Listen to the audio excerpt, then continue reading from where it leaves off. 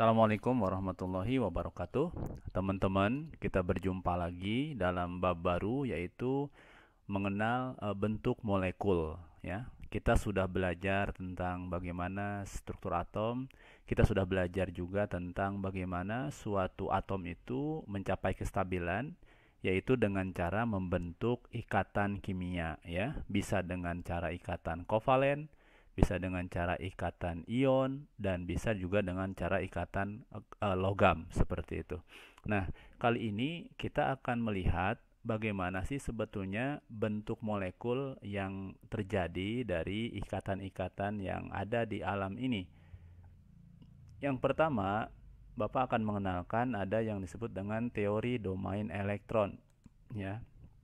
Apa itu teori domain elektron atau dalam bahasa lainnya VSEPR? Ini singkatan dari Valency Shell Electron Pair Repulsion. Jadi sederhananya adalah bentuk molekul itu dapat ditentukan berdasarkan tolakan antar pasangan elektron dalam kulit valensi atom pusat. Jadi karena elektron itu bermuatan negatif, teman-teman, kalau muatan negatif saling didekatkan, maka dia akan membentuk tolakan ya. Nah, jadi bentuk molekul itu nanti ditentukan oleh seberapa besar tolakan antar pasangan elektron yang ada dalam kulit valensi atom pusat. Kemudian kekuatan tolakan PeB ya. PeB kita sudah belajar kemarin, ada istilah PeB itu pasangan elektron bebas, yaitu elektron yang tidak digunakan untuk berikatan. Ya, kekuatan PeB itu lebih besar dari tolakan PeB PeI. Jadi tolakan antara pasangan elektron bebas dengan pasangan elektron ikat juga lebih kecil dari tolakan antara PeI dan PeI ya. Nah, kemudian jumlah domain elektron ditentukan sebagai berikut.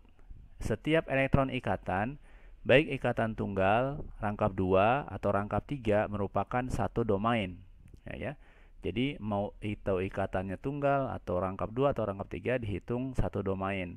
Kemudian setiap pasangan elektron bebas merupakan satu domain ya. Nah, notasi VSEPR yang menunjukkan jumlah PI dan PeB itu bisa digambarkan sebagai berikut: A, X, N, E, M. Nah, ini notasi umum ya. Keterangannya apa? A itu adalah atom pusat, kemudian X itu adalah pasangan elektron ikatan atau PeI, kalau N itu jumlah PeI ya. Kemudian E ini melambangkan PeB dan M menunjukkan jumlah PeB ya, seperti itu. Seperti apa gambaran PeI dan PeB? Mari kita simak penjelasan berikut. Baik teman-teman, kita cek ya sifat polar dan nonpolar dari suatu molekul. Contohnya misalnya apakah molekul ini bersifat polar atau nonpolar. Yang A CH4, yang B H2O ya. Nah, tentunya ini harus seperti materi di atas tadi, kita harus gambarkan dulu dari struktur Lewisnya seperti apa ya, seperti itu. Nah, ini nomor atom C itu kan 6, teman-teman. Supaya tidak lupa, H itu 1. Kemudian oksigen itu 8 ya, H itu 1. Nah, bagaimana CH4 dalam struktur Lewisnya? Kita buat ya.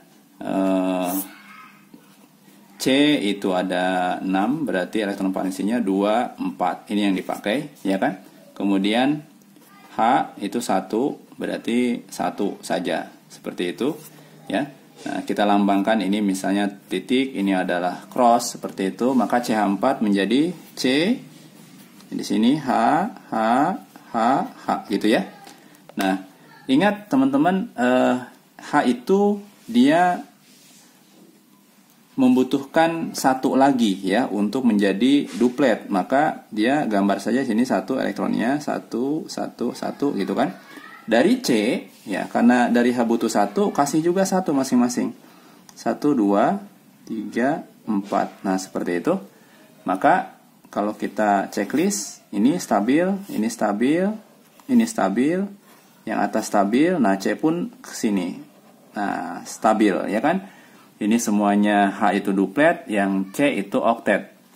Nah, di sini teman-teman kalau kita gambarkan dengan tangan berarti jadi H, C, H ya kan? H, H seperti ini.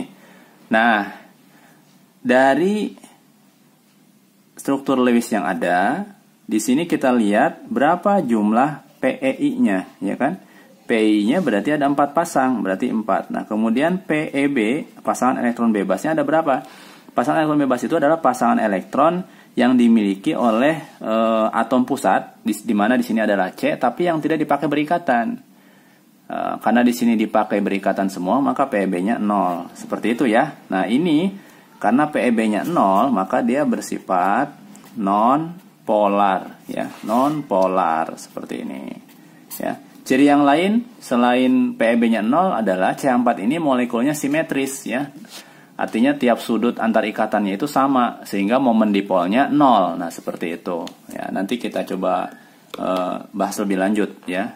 Kemudian yang B H2O ya. H2O itu berarti H ini 1, O ini ada 8, 2,6 ya kan. Yang dipakai berikatan berarti 1 dan 6 ya. Kalau H2O berarti H-nya ada 2, O-nya ada 1. Yang paling mudah berarti O, di sini H, di sini H, seperti itu ya. Ini misalnya lambangnya adalah titik ya kan. Yang O kita lambangkan silang seperti ini. Maka si H ini butuh 1 dari O ya. Nah, ini kan 1, ini sudah 1. Maka kalau dia butuh 1, kasih juga 1. Set. Ingat supaya tidak jelas, jangan didekatin 2 tanda silang di sini. Yang sisanya jauhkan saja. Nah, seperti ini. Seperti itu ya. Jadi karena ada O itu ada 6 kan? Berarti di sini ada 4, 2-nya untuk berikatan. Nah, kita coba checklist. Ini stabil. Ini stabil, ke sini kan? Set. Nah, seperti itu. Nah, kalau kita cek berapa pasangan elektron ikat atau PEI-nya? PEI-nya sebanyak 1, 2, ya kan ya? Nah, PEB-nya berapa? Pasangan elektron bebas itu pasangan elektron jomblo yang tidak dipakai berikatan.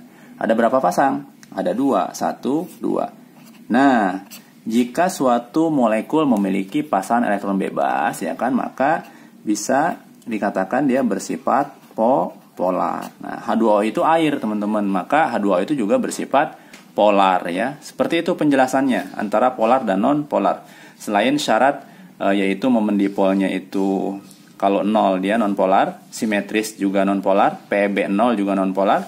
Kalau ini berarti momen dipolnya tidak 0 ya. Kemudian memiliki pasangan elektron bebas sehingga dia bersifat polar ya. Baik.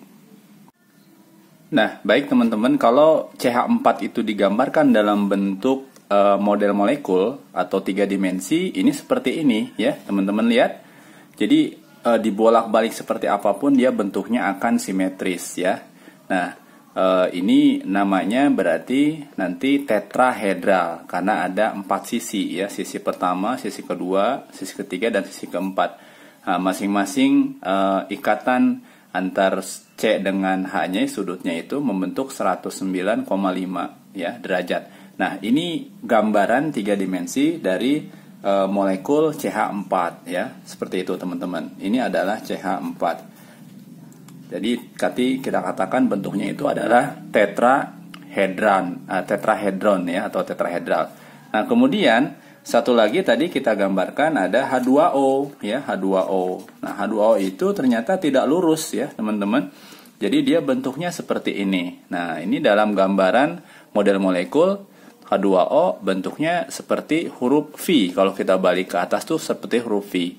Makanya dalam bentuk molekul menurut teori VSEPR, H2O itu bentuknya bentuk V seperti itu ya. Jadi tidak linear, tidak lurus. Demikian. Nah, tadi kita sudah melihat bagaimana aplikasi dari apa yang disebut dengan PEI dan juga PEB ya dalam kaitannya dengan bentuk molekul dari teori domain elektron. Ya, contohnya tadi CH4 itu bentuknya adalah tetrahedral. Nah, kalau digambarkan secara simbol ini seperti ini, teman-teman ya. Kalau tadi kan sudah digambarkan dengan bentuk molekul yang langsung. Nah, ini adalah tabel di mana kalau suatu senyawa ya atau molekul punya misalnya pasangan elektron berikatannya 2 ya, PEI ya. Kemudian pasangan elektron bebasnya PeB-nya 0, jumlah elektronnya 2, maka dia bentuknya linier, contohnya BeCl2. Kalau pasangan elektron ikatannya atau Pi-nya 3, ya, elektron bebasnya tidak ada atau 0, jumlah elektronnya 3, maka dia segitiga planar, seperti itu. Nah, ini tabel-tabel ini memang sebaiknya kalian hafal di rumah ya. Sehingga nanti kalau misalnya ada pertanyaan yang berkaitan dengan suatu atom mempunyai misalnya Pi-nya 4, PeB-nya 0, maka dia masuknya tetrahedral seperti itu. Atau PeI-nya 3, ya kan? Kemudian PeB-nya 1, jumlah total elektronnya 4, maka dia disebutnya segitiga piramida ya. Nah, jadi ini memang perlu dihafalkan tabel ini ya, terutama PeB dan PeI dan bentuk molekulnya seperti apa.